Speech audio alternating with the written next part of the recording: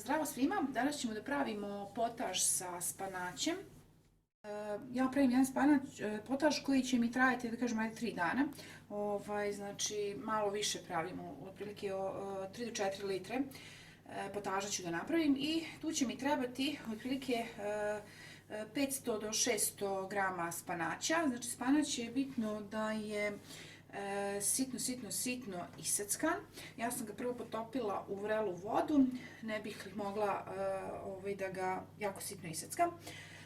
Od začina vam treba vrlo malo muškatnog oraščića, jedna mala kašičica vegete, pola male kašičice soli, 100 ml krema za kuvanje, jedna kašika oštrog brašna, treba vam par čena belog luka, 2 kašike maslinovog ulja, jedna mala šoljica mleka, treba će vam i dosta vode, znači otprilike vidjet ćete kako ćete gustinu sebi da napravite.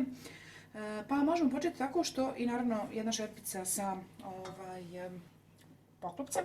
Znači potaž je gotov bukvalno za 15 minuta, ja sam već uključila ringlu i odmah ću da ubacim 2 kašike maslinovog ulja.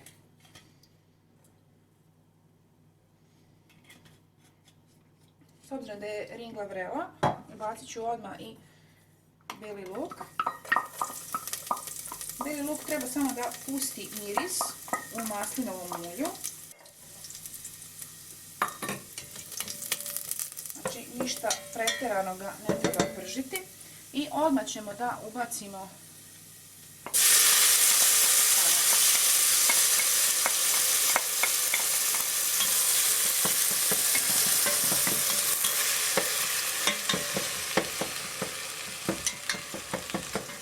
također ćemo ubaciti otprilike nekih pola litre vode i to ćemo poklopiti da se kuva. Dok se voda kuva, mi ćemo u jednu zdelicu da zamesimo mleko sa jednom kašikom brašna i to ćemo također da ubacimo u spanać.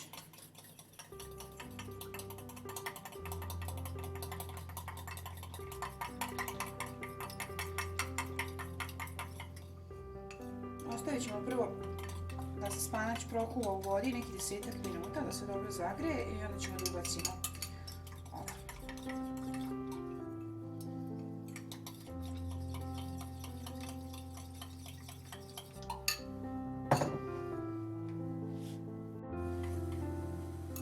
Sada možemo da ubacimo mleko i brašno.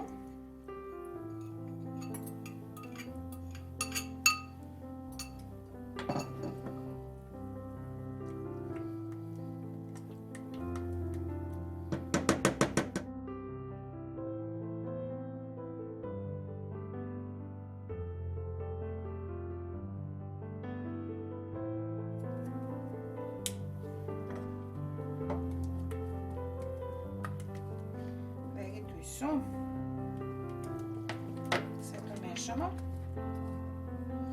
i ubacimo još pola litre vode.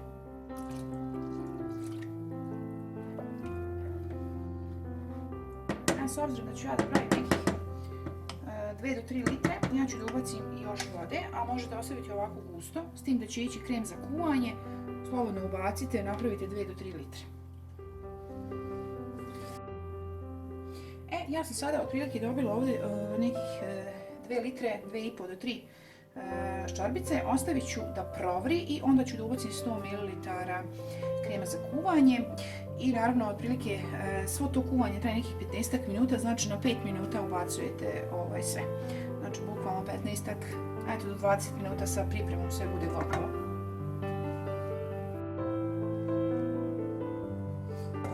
Dodamo i pavlaku za kuvanje.